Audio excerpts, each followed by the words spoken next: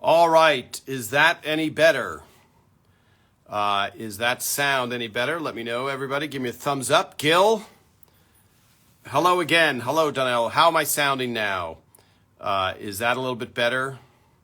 I'm now on some earpod. Hello, Windlepoons. Yes.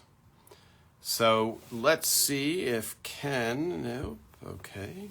Hello, everybody. How's the sound? Leo, sounding better? Yes, better? Great. Okay, much clearer. Awesome. Hello again in New Jersey. Dogs and Butterfly. Hello, Gary Harris. 0.6550. I'm glad we fixed that little audio problem before Ken joins us. Oh yes, there we go, Ken. I think something's happening. All right, is this good. Working? It works perfectly. I'm getting a reflection off some of the Emmys, but I think it'll be fine. So Ken, welcome. We have a dedicated audience here. I've been doing this for about a year. The first one I did was to help Phil promote his show, which, as you know, is called Somebody Feed Phil. And you may see me taking a sip from this, and you recognize, I think, that guy. And just a little with food, yes. Yes, once he has food, you recognize him instantly. And Ken, what we've been doing is exploring every aspect of what it takes to make a show. So yes, we all want to hear from Patty and Ray, etc. But it's great to hear all the behind the scenes things and what it takes for the 130 people to make a show happen. So you are in the thick of it. So let's just go back a little, because a lot of people, now I've posted a ton of pictures of the 4 cameras on the show, right? So let's just go back, because a lot of people are curious, how do you even end up working on a sitcom in your position? And feel free to take us way back. Well, it's interesting. The first time I saw the pilot was at the CBS Upfront. And I was working on the CBS Upfront in New York. I was actually working on another series at the time. Was there doing the Upfront and saw it, and then got in the elevator with the producers I was with and Les Moonves at the end of the show. And, he was testing us all, seeing if, anything we saw tonight was had struck a chord. And it was very quiet. And I said, well, I like that Raymond one. Could relate to it. Seemed to be a little bit of my family in there. And, who knew what was really going to happen? So lo and behold, the show got picked up. And I got a call actually from Lisa Halfrick on I think it was like the second episode. See if I was interested in coming over to the show. So I basically left another show that was winding down, and came over starting the next episode. So I think it was episode 3 or 4 that I started on. I think it was 3. Standard deviation, perhaps? Standard deviation, the IQ test, or... yes, I know I'm asking to dig deep. And let me go back, Ken. That's too deep. Yes, just because we have so many people from around the world. So the upfronts that Ken is talking about is the introduction of the entire fall season for the network. And so when he said, the CEO is saying, did anything strike a chord? The advertisers that's sitting in the audience at Carnegie Hall, for CBS, it's Carnegie Hall. At least I don't. Yes, it was, because I was there. They're running. Here's all these new shows, So he genuinely, CEO, is going, hey guys, in this elevator who I don't necessarily know, any of those shows that we've just spent millions of dollars on? Did you spark to any of those shows?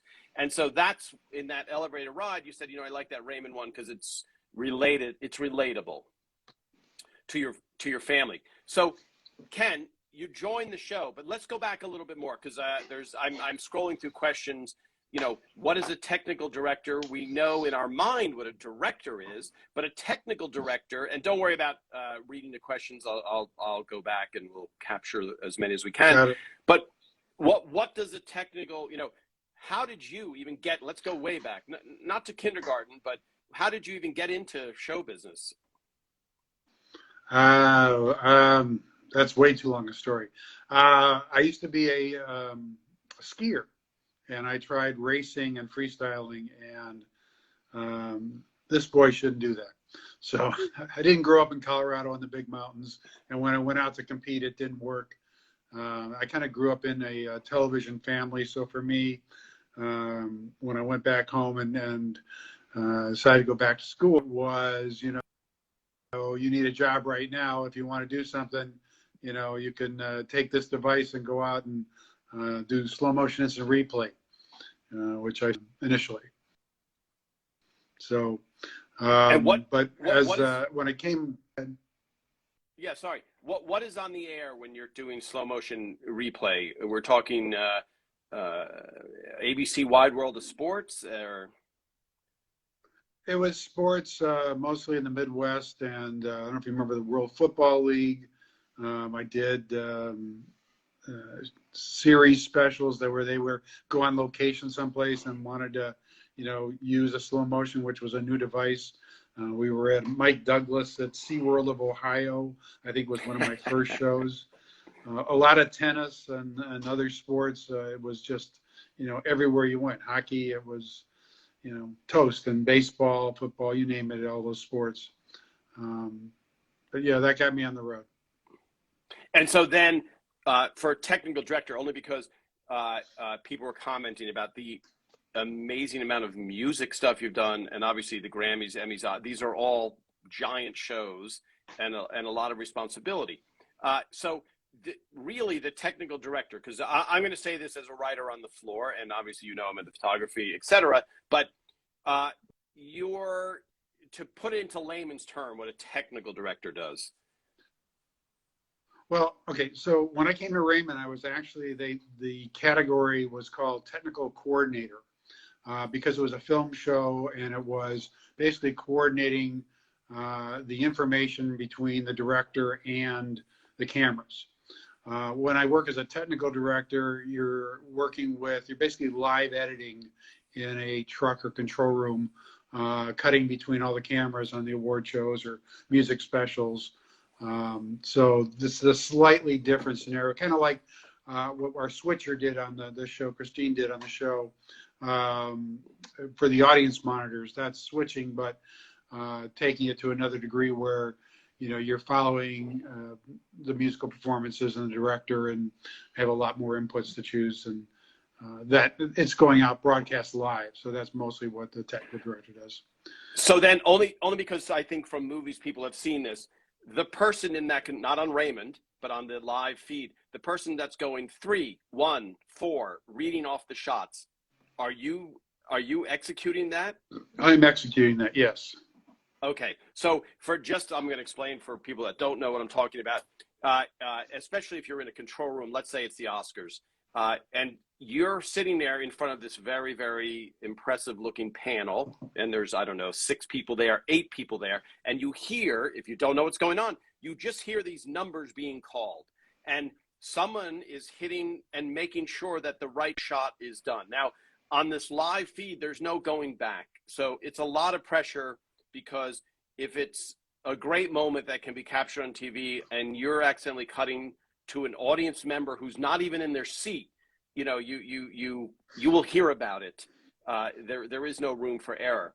On an Everybody Loves Raymond, you're filming the show, but the person that Ken is talking about, the live audience, when you go to see a live show, you see the monitors, and there's a person up in the booth. In our case, it was Christine, and she is switching.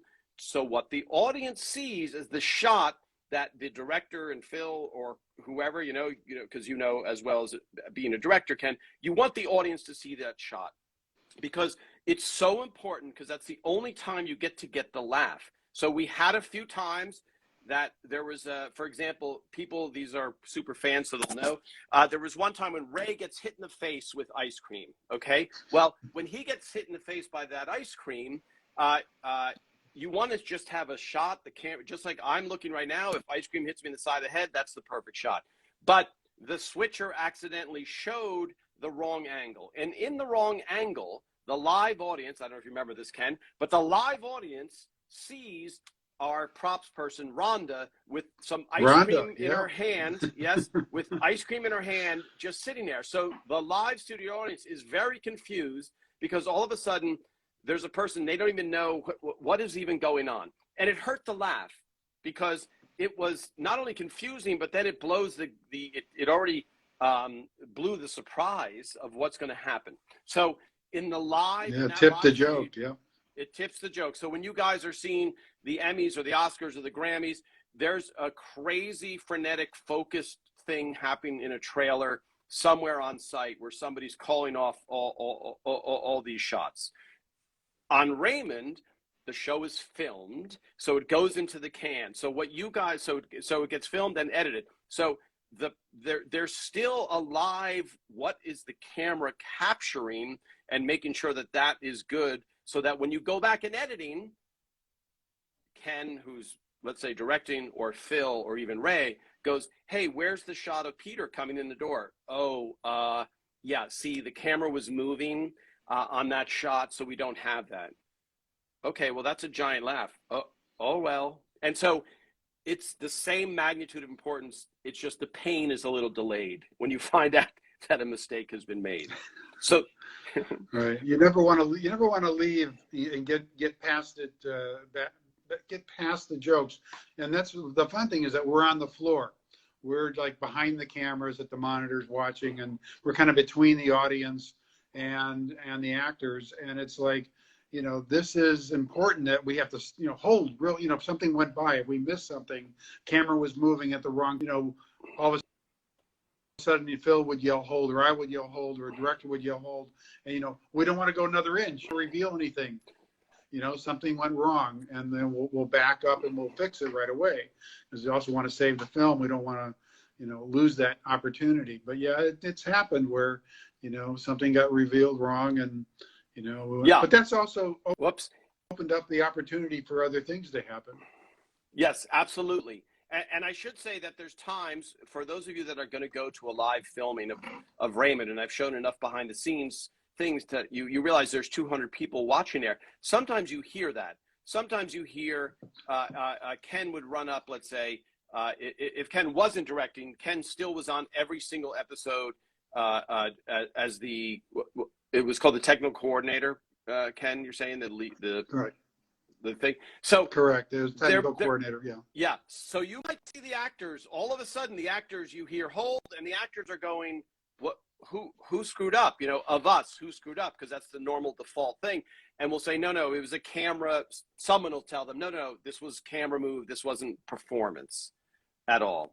And so then, Ken, just going back, let's go back to your first. Now you're starting on Raymond. We're at Hollywood Center Studios, where I Love Lucy was filmed initially. All the Green Acres and Petticoat Junction, I think, and those type of shows. I know Petticoat Junction and all those shows in the late 60s were filmed.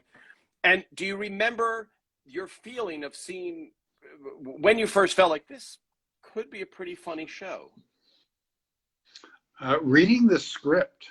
Because the first time we get a script, it was phenomenal. It was the writing was, I was reading it and I was laughing. I was relating to it in just the first reads, and it was like together. I did other shows that I directed and worked on that, scripts would get totally thrown out and rewritten after a table read, or after the first time the actors put it on its legs, and or the first time producers look at it and they go, no, we're going to rewrite that.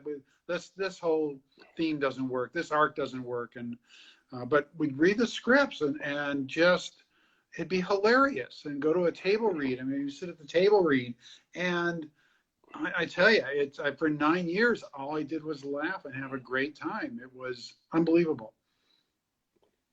Yeah, and I mean, obviously, I was a writer, so I'm not going to disagree with you. But I think one of the things you're commenting about also is a lot of shows, and this is because of Phil's organizational, drive. A lot of shows, what Ken is talking about, they show up with a script and it doesn't work, and then they throw it out or they rewrite 80% of it. And it never really happened on Raymond, which has a multiple effect, which is, especially you as a director, Ken, when you were directing an episode, the worst thing you can do is have all of a sudden, hey, guess what? It's a whole new second act that we have to learn in 2 days. And so a lot of what makes a show good is the ability to keep on rehearsing the same material, because it takes that long for human beings to come up to speed and give that killer performance. And as you know, Ken, because I want to get specifics, sometimes it's not until the second take in front of the live audience that an actor would really nail it. And you would be like, oh, I thought we were never going to get it, you know, and then you're, so then Ken, Right. just because I'm following some more questions, just give us an example, because I know that you would have, so I would see you, and it's easier when you've been there, but there's 4 cameras on the floor, and I would see you come up and whisper to a dolly grip or the cameraman, or walking over, and you're getting. Let's go back to year one as the coordinator.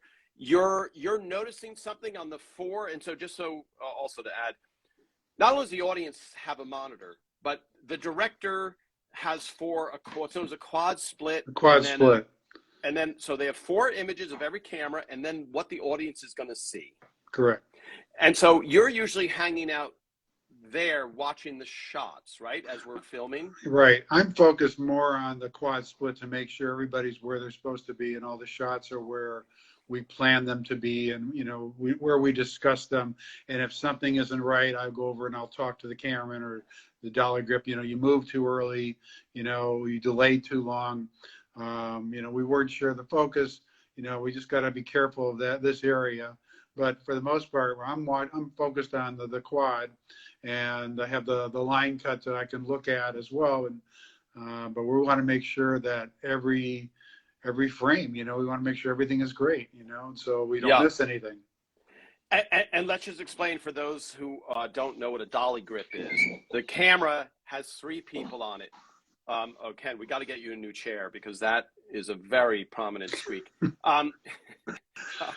Oh yeah. So it's like me getting on in life. Yes, I didn't know if it was your knees or not, but from the early skiing. But each camera is basically composed of 3 people, and it looks like a little go-kart with wheels on it. The cameraman sits down, so he'd be the camera operator. He's looking through what we think of the classic cameraman. He's looking through the eyepiece. Then you have somebody that's focusing. He's called the focus puller. He's standing up. I'm talking about on our film layout. He's standing and he's looking. He's turning a knob, and he's making sure that the camera's focused. The dolly grip is the person that is pushing this little go-kart or wagon or whatever you want to call it around. So if the dolly grip, and what's weird is the dolly grip is in a different union than the camera operator. And so you have 3 guys who are a very tightly coordinated team, and they're in 2 different unions, which is funny. And Ken, do you know where the word dolly grip comes from? I do not. I do not know where it came from, but I know it just, the dolly, the person that's controlling that grip it's part of the grip department. And so somebody is assigned to the dolly. But right. That's the best thing I can think of for the moment. I'll take it. So now, Ken, let me go back, because you're there the first. You just said, you read the scripts and you're like, wow, these are funny, and we're probably going to shoot pretty close to this. And it was one script after another where you go, okay, there's a consistency. Now, I've said a lot to the audience. We were number 83 in the ratings at the end of the first season. So you took a risk by leaving that other show. You were saying it was winding down, but coming onto this unknown show. And I know my agent talked another director out of shooting the pilot for Raymond because it was not a very positive possibility. So you're still friends with him? Well, you know, if you were a betting person, you wouldn't bet on Everybody Loves Raymond. True. Okay.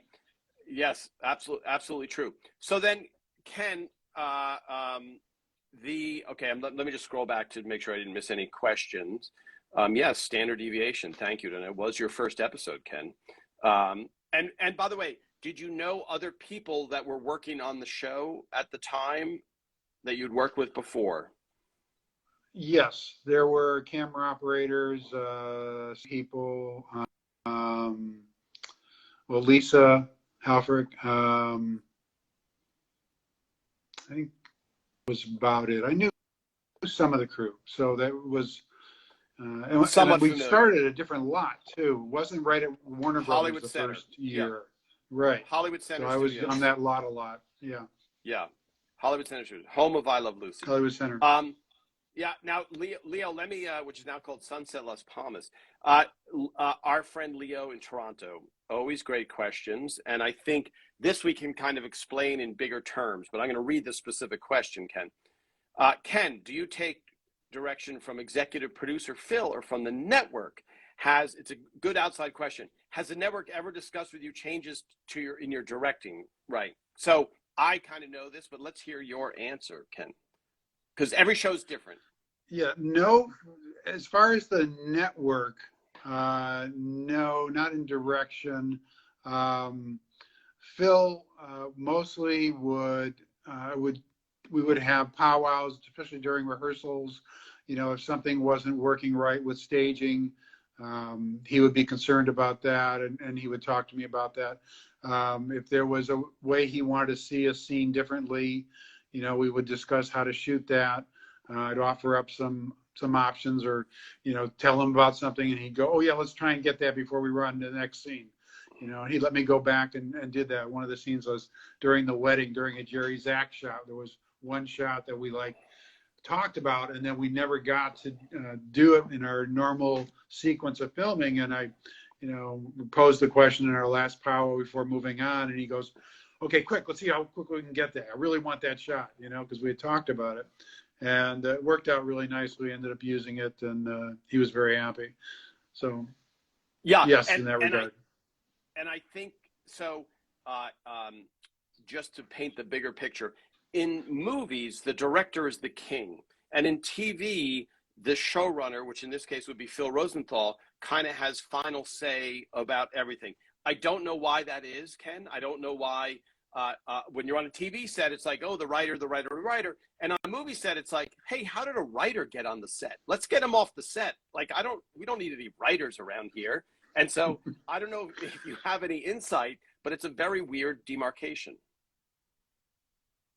Well, a lot of sitcoms, because a showrunner is there for every episode and knows the ins and outs and knows the theme and the arc and everything. He's seen all the episodes. He knows everything in his mind. Directors would come and go all the time. You'd be on for 1 or 2 or 3, and then you go off and do other series, and you come back. So you're basically a hired gun to come in. And it wasn't until after the first couple of years, I know that Michael Lembeck did like the first 6, I think. But then he did more in the first season, and then other directors started to come in. And so it's more about the reason so many people come and go is that you want to try to keep a uniform style. And, you know, it's talked about up front, you know, it's the first time you put anything on camera, you know, it's brought up again and not getting that look. And even as the technical coordinator, I would work with new directors coming in and go, well, okay, you can show them this and that's fine, but his style is going to be for this show is going to be more like this. And we go, okay, well, we'll show it. And then we get to the run through or something. And he'd go, well, you know, everything's fine until here. And then I really want a flat shot here. I don't want this big, you know, angled shot. It's not what we're trying to do. Yeah. That rings true what Ken's talking about. There's something called the flat master, which is just, can we just see straight on the characters? And it was always like, that was Phil's home base almost. His mantra. Yes. From Donnell, one of the best directed episodes, yes, in my honest opinion, was Liars by Ken. Excellent episode. Thank you. Is camera block? Hello, Bobby in Hawaii. Is camera blocking part of your job responsibility when you're a coordinator? Yes. It's some directors were not as technical. They wanted certain shots, and it was more about me helping them get, you know, what they wanted in a very quick fashion. So I would work out the cueing with them and then coordinate that with each of the camera teams so that they would follow and be able to hit their marks in time. So yes. So I think, Ken, off of that, and Wendell Poons in England has a good question off of this. You're coming as an outside director, is coming into your turf, and it's not necessarily a good thing or a bad thing, but you just know how it works. And I related the story when Ray did SNL. Phil decided to treat everyone to dinner before we started, and it put us on such a good footing. And the head writer, Steve Higgins, who's still there, you know, he said, listen, here's what you should do at the table read. And he gave us all the inside stuff.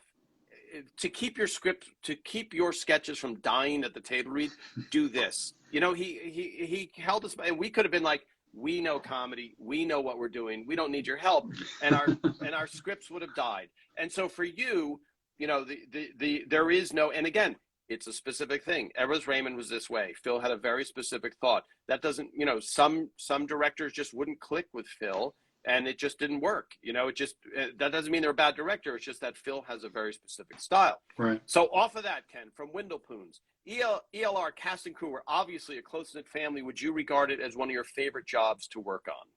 The favorite job, the best 9 years in the business I've ever had. Still friends with a lot of the people. And in fact, this month we would all be together doing the myeloma benefit with Peter Boyle's wife, Lorraine. But you know, they're still very, it's a cautious crowd, and their group is still COVID conscious and too endangered. You know, they really can't get into a large room yet. But no, we would do that each year, and it was always great to see everybody, and you and Rick and Phil. Yeah, Rick Murata. I will say this, Ken, and for those, a lot of people have watched that table read for the multiple myeloma thing. Okay, so you did unofficially or whatever. Let's say you did that. You coordinated that because I hosted the Q&A only because you said, Tom, do you want to host the Q&A? And I said, I can. I don't have to. You know, David Wild would be great, and you were like, just do it. And so that's how that came about. But that, I think, Ken, what was because I know for that table read, for those of you that have not seen it yet, it's a benefit for multiple myeloma. It's the Everett Raymond cast together along with Alex Manessas, Stefania. When you watched it live, because again, you're worried about the technical feed, you know, you got a lot going on, but what was your feeling when you saw that cast after 15 years reading that tape? It was a great flashback. I mean, it was a challenge to get everybody in the same time frame, first of all, and then to find scripts that we could take scenes out of, because you know, we couldn't use any scenes that had Peter and Doris in them, and that was kind of sad. And Fred and geez, Doris and Peter, yeah, but sorry, George Engel, George Engel, yeah, and Fred. So it's just so we had to go back and go through a lot of scripts and find scenes, and we had a lot of conversations and talked about, what's the best scripts to try and pull from, and people's favorites. So that was challenging, but to see them all read them and perform them with, then the five of them was hilarious. And it was just, the laughter was as sincere as it was and authentic as the first time as we did it in front of the audience. So a blast. Yeah, I had the same feeling, and Ray even was shocked, I think, because he was so involved during the show. He was laughing so hard during that table read at Brad and, Alex and Pat. Like, you're able to enjoy it as an audience member, really kind of for the first time. And it's almost bittersweet, because you go, oh my gosh, the chemistry of this cast it's like a great band, and you're watching them pick up their instruments again and just hit it out of the park. And you're like, yeah, that's why the show worked to begin with. All right, Ken, let me go back to some specific questions here, as we do. So I can answer this for you. From Noah, were you ever a background character in an episode? And I'm going to say this. For Ken to be a background character in an episode, that means we're in trouble, because there are certain people that work really hard on the show, but there's nothing for them to do on show night. Ken is not that person. So if we saw Ken in the background, we'd go, wait a minute. So, but I could be wrong, Ken. Were you ever a background player? I was not. My father was in one episode, and two of my three kids were in different episodes, so as background. But okay, were they in T-Ball, the T-Ball episode, or? One of them, I think, was Allie's party or party dress. Maybe it was party dress. Okay, there was yes. a party afterwards with a bunch of pre-adolescent teens. And then my middle son was in the audience of one of the school auditorium scenes. Which okay. Which I don't think it was PTNA though. I don't remember exactly which one it was. Well, PTNA only had, so there's a question about was Patty Heaton shy about wearing the red shirt? I don't know if you saw, but I posted. We were at the top of the steps, and you were giving her a line or something. So we're at the top of the steps, and she's wearing that red top, the deliberately revealing top to make it funny. Right. And you're there pointing out a moment on the screen, and I'm pointing down, so it's a noticeable red top. I don't think I've seen that photo, but I'll have to look for it. Okay. Yeah, if you go on Instagram, I just posted it. I can even hold it up here and show it to you. But yeah, I don't think Patty was shy about wearing that. I don't think so. No. Yeah, and she pulled. So I wrote PTNA. That was my episode. And it was when you're not a guest, I'll get more into that. But Patty was great, and Patty was a trooper about everything. Yeah. About there was no. So here you go, Ken. Oh, okay. Very nice. So that's at the top of the steps, and people are always fascinated by what is at the top of the staircase when they go to the bedrooms, and it's literally a platform like everything else in show business, a little bit of smoke and mirrors that it turns out to be great television.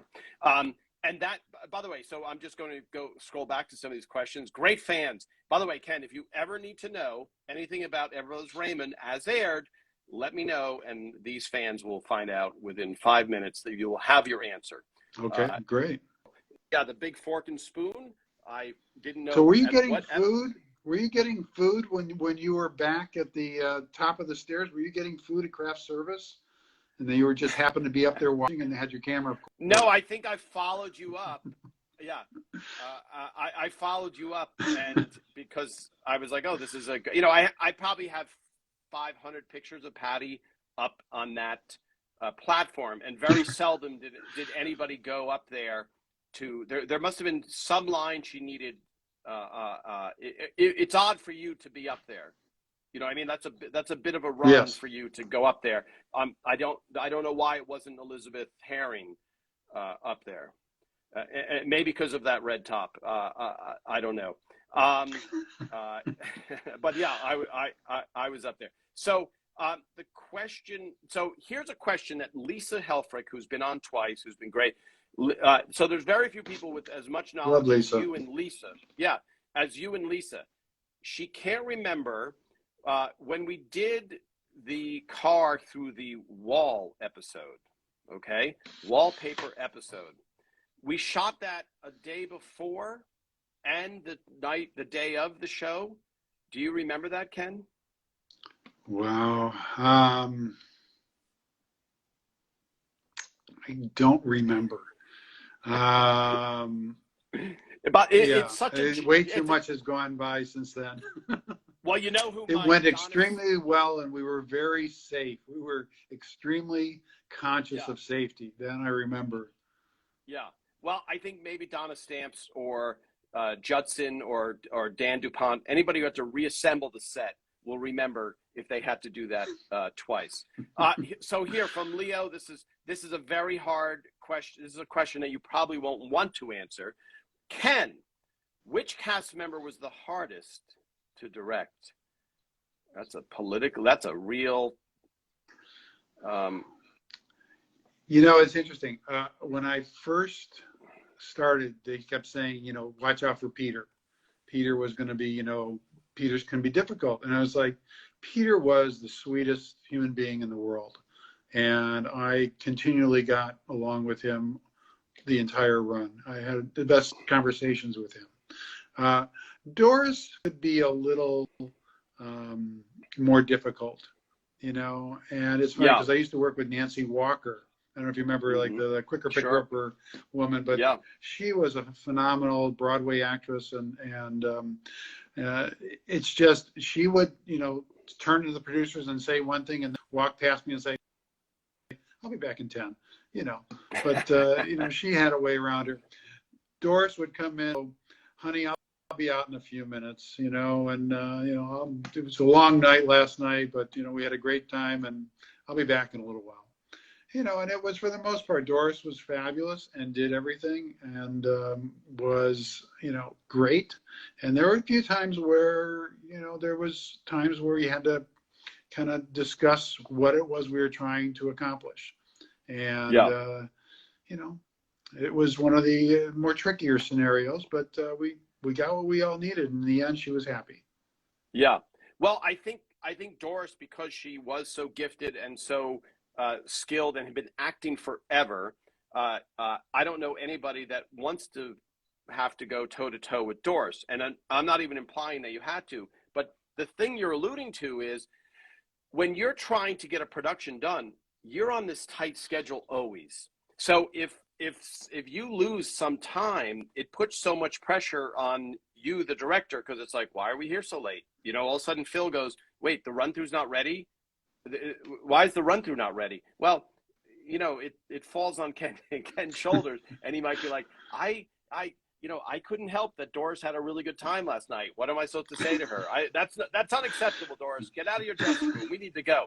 And I'll interview him. I haven't talked to him yet, but the first assistant director on the show, for the most part, was a guy named Randy Sword. And Randy is the guy that has to, on the set, is the guy that has to go, Randy, can you get Ray out of his trailer? And it's not that Ray was lazy or anything. Ray would just be doing 500 other things. And so he'd be like, Ray, Ray, we're ready for Ray. Okay, Ray, we're ready for you. Yeah. 1 minute. And then like 15 minutes later, he comes down, and now the whole day. So it's not a matter of directing of like, Doris, you need to be more assertive here. That's not even the challenge very often. It's just wrangling these people onto the stage. Yeah. It's much more banal than you would think. Yes, sir. So there you go, Leo. Great question. The big fork and spoon. Yes. Okay.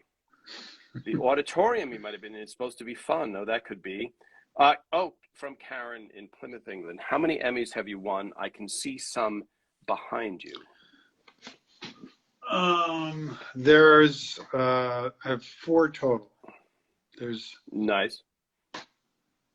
Go tell because they're going to ask me what are they from. One is from the Academy Awards, believe it or not, an Emmy for an Oscar.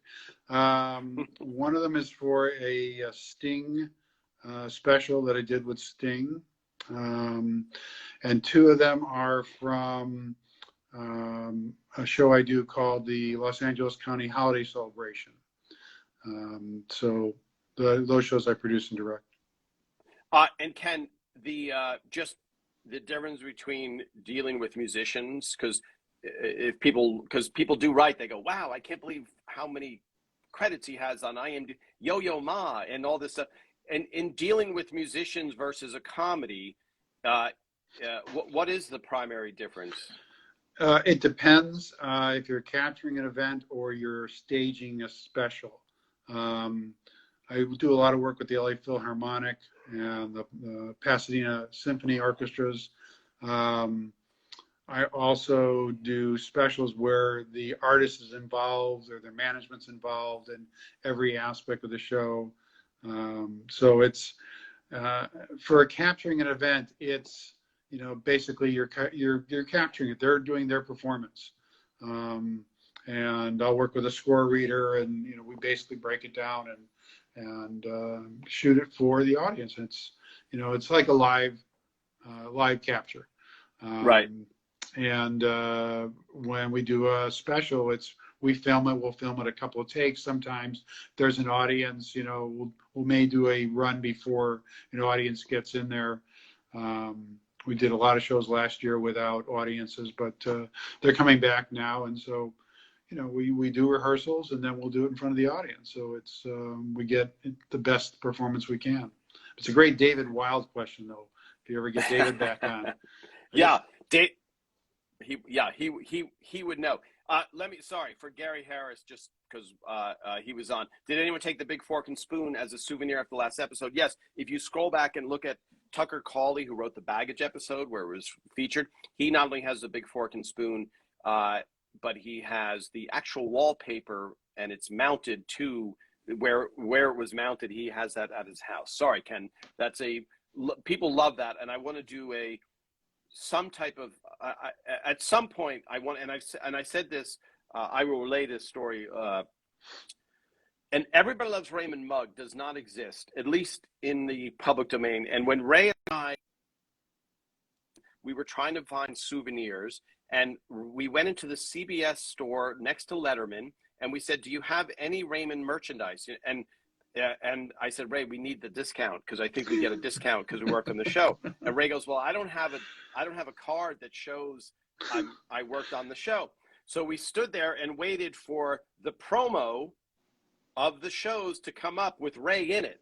So Ray goes, that's me. Do we get the 5% discount? Now, there's still no merchandise. There's still no mugs, that are like the Phil, Somebody Feed Phil on Netflix mug. So I want to do the big fork and spoon. I want to do something to let people buy some keepsake for the iconic thing. Yes, if you go back, you'll see Tucker actually holds it up on camera when we do the interview. Now, Ken, your book. I don't know if there's many books left, but yeah. Yeah, books. There are. That's a whole nother story. This is an interesting question. Ken, did you have power to request cast clothes to change because the colors clash with the background? A lot of C's in that one. No, I don't think I ever had an issue. By the time we actually saw wardrobe and I think everything was decided. I don't think there may have been a couple of times over all the shows where we got on camera and something didn't look right and we all questioned it, and Phil would say, I think we need to change this. Let's get something else out there quickly. So yeah, I think, Ken, the reason that is, and I've talked about this a little bit, everybody was doing their job so well. So by the time you got to show night, the wardrobe people, they want to look, everybody's department wants to look good. So right. There, especially when I was doing the book, I was like, wow, the clothing is so well coordinated. Nobody's clashing. Everybody's, all of that stuff. So not to be, you have bigger fish to fry. You know what I mean? When you're directing an episode, then the clothes, Yes. Could you notice it? Yes. And I think there's one episode, I think Not So Fast or The Home. I think it's The Home, where they're on the couch and Frank and Marie are saying, we're going to move out. And I remember Patty, at this point, it's funny because in PTNA, Patty was supposed to be wearing a revealing outfit, but in that one, she wasn't, but it was a little bit, and I remember even being, there's certain lines that you can't draw. As a director, you can say almost anything to anybody to help the show. But as a writer, I'm not going to go in and give wardrobe. I could say to Phil, hey, Phil, I think, because otherwise it's chaos. And it's like you have to have one uniform voice. So the director has that power or Phil. And that's I mean, if there was something that was distracting from the words, if there was something distracting from them trying to get across, something important to be said, then we definitely would have talked about it and done something. Yeah. And I think absolutely. And I've talked about Exporting Raymond, where the wardrobe person in Russia was like, she should look glamorous, the Deborah character. She should look like a movie. She's on TV. And they're saying, but she's a frustrated housewife. This is Phil saying that. And so with Patricia Heaton in real life, she's obviously a very beautiful woman. And I think there was times when Phil's like, oh, we have to dress her down a little. She's too attractive and put together, and she should look a little bit, tired. You mentioned The Home. If I can, do you remember Yes. the story about the refrigerator? And Yes, because Brad had hurt his back that week, and the script was that he had to lift Monica up on top of the fridge. And it was like we were looking at it and walking by it, and he was just going, no way this is happening, because the fridge was too tall, and it was just, Yeah. Well, what do you want us to do, cut it down? We should cut the refrigerator down. Well, I don't know. Does that work? And so we actually did trim a few inches off the refrigerator to help make that work a little better. Which I didn't know was possible, because that is one of the favorite moments. I didn't either. Yeah, I don't know how. Yeah, that it's one thing to take the legs off a couch, but okay. Karen in Plymouth, England. What was the hardest episode to coordinate? Was the tissues episode difficult? That's the burning the kitchen down. I think because it took a lot of space, and there was only Ray and Patty pretty much for the scene. It wasn't as hard to coordinate to get the coverage we wanted. The bird, I remember we had an extra camera. We had 5 cameras because there were so many people on set, the entire cast, and plus the other families were there. So there was a lot of people we had to cover in that. And so Phil offered the extra camera to get that coverage so we wouldn't have to spend time going back and trying to pick up anything. So 5 cameras. Yeah. 5 cameras, yeah. And the bird episode, for those of you, that's the Thanksgiving episode. And that happened to fall on Doris's birthday, which is why I posted that picture. Doris's birthday was November 4th. So that gives people an idea also that how far in advance do you film? We filmed the bird episode on Doris's birthday, November 4th, and then it aired, the Thursday, I think, of Thanksgiving, or the Monday of the week of Thanksgiving. And so you have about 3, that's pretty fast turnaround for an episode. And what Ken is talking about, once you add another camera, you're also adding a huge amount of, you're now filming when you need it. It's every director would like to have 10 cameras. Then you'd like, well, I have all the coverage. I have every angle. It's like an award show. Yeah. Yes, I have 10 cameras, but that's not, and I think, Ken, a lot of people are surprised at the amount of effort that goes into shooting an episode, the prep time. We start on the script months before, then the week of rehearsal is a very intense thing, and you're all doing all this for 22 minutes of content, but how much it takes to make that a flawless episodes. All right, let me scroll back, Ken, because before we run out of, did you take anything as a souvenir? We're getting that question, Ken, from this set. For me, you just my memories, scripts. I got my scripts, Yeah. so those I have. Okay. From Windlepoon, were there any moments on the show when things went catastrophically wrong? Yeah. Let's see. I remember Ray's finger once during a filming. Yeah. The And we had to apartment, I stop believe. down for a while. I think the apartment, it was him and Brad, I think. Yeah. And I think he had to go and get stitches or something.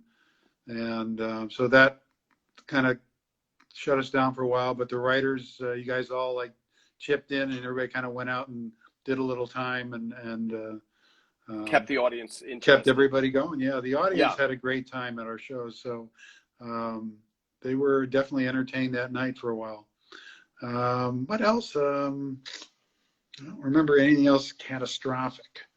So, I don't think we ever had, so the Ray thing, which I forgot about, Ray cutting his finger. So losing the star of a show for an hour is a very bad thing, because the audience is 200 people and you don't want them to be bored. And so in the normal thing, the reason you are going quickly, the reason Phil said, hey, use a fifth camera, because he also knows I'm getting my laughs from the live audience. And the last thing I need is the audience to be going, oh, wow, what is taking so long? This is brutal, you know? And so that Ray cutting his finger, he was cutting a cheese plate. And when he went back in the second time, if you look it up on YouTube, there's an outtake where Ray goes down to cut some cheese for himself. And he reaches down and he goes, I don't want any cheese. And it gets a huge laugh from the live audience because they just know that he had cut his finger. So, and Ken, sorry, just because all these questions go away when this replays. What was it like working with Bob Newhart? with Bob Newhart, hilarious. And it was even fun because the one episode I did for Raymond, where the first year, I think it was called, a bunch of celebrities talking about Raymond. And where they first saw it or something that they related to. Got to go and interview with Tony Senner. We went to Bob's house and got to spend time with him, and it was just hilarious. But yeah, I worked with one of our directors, Will McKenzie, on Bob Newhart's show for a while. But it was a lot of fun. And that's the filming of a Bob Newhart episode versus a Raymond episode. I know that apparently Bob Newhart had like a standing dinner reservation the night of his filming. That's what I'd heard, that he always wanted to be out. I wasn't that in. I didn't know all those nuances, but I don't believe it was as fast as our shows were. They did say Bob a lot, but it was still. I mean, I think it was funny, but it was not as the amount of laughs that we got. On a Raymond, yeah, some giant laughs, some Raymond, problematic, correct. yeah, some problematic laughs. So the question: did anything catastrophically go wrong? There were too many laughs on our show. Whenever Ray would go on stage with his script, like we'd do a scene once, and then like he'd go on stage, and I'd see him with his roll-up script, and I go, "Oh, the cover's got a whole bunch of writing on it. We're going to be here a while." And it would basically be, he's got lines that he's been wanting to throw to end this sentence. And it could be 2, 3, 4, it could be 10. You know, it just depends on how it's going with the audience. And he'd go back out there and he'd redeliver the line. And then like usually it would zing Brad, I think. And for the most part, we get Brad. But sometimes Patty. But yeah, so that's what we called for people watching. We called them second takes, and Ray would be like, hey, there's a lot of good potential second takes this week, which means we would meet in Ray's dressing room, and then we would write 20 jokes. And so we knew that there's a point where, you know, what I just said in the big picture is like, you want to move quickly. And so the fact that Ray would sit there and just one after another. And again, if you go on YouTube, a lot of those bloopers are Ray just doing those one line after another, you know, and every once in a while Phil would be like, are you done? Like, can we move on now? You know? Yes. On his, people are complimenting, sorry, Ken, that table read just pulling it off, because that was really a technical achievement for the Multiple Myeloma Foundation. And I know Lorraine Boyle. If you haven't seen it, please watch it. Yeah, go to the Multiple Myeloma Foundation, and it's worth just watching Ray laughing at Brad. Yeah. There's some great moments. Yeah. And International Myeloma Foundation. Yes, and which it's what Peter passed from, and Lorraine Boyle picked up the torch and started this benefit. And Ken would, and I want to thank you, Ken, because I don't know if you remember this, but every time the Multiple Myeloma stand-up comedy special with Ray Romano would usually host, I would always go down to take pictures unless I was out of town, and almost invariably every time I'd get there, they'd have zero. My name's not on any list, and they don't know where my tickets are, and I can't get in. And I think the last time we did it live, I saw you, and I was like, Ken, and you were like, here, come on the back door. We'll go. Come on the back door. Yes. Let him in. Let him in. So, Ken, we're already out of time. Wow. This has been this has been phenomenal. Thanks, Tom. Let me just scroll through real quickly to make sure there's no questions that I've missed, and I try and say them out loud, because as I say, they go away. Ken, thank you for giving up a little time on your Sunday to visit, and I'm hoping that something else happens in the form of a clip show type of reunion in some way. I know there's been all over the map. It might happen, it might not happen, who knows, but hopefully I will see you when that happens again. And then Ken, I'm sure I will see you around as well. And thank you again. If there's any other pictures that you see that you want me to send high res versions, because I have a lot of photos of you that you have not seen. So so go on to Instagram and look at that post that I did just before this. Will do. I guarantee you there's photos that you have never seen. All right.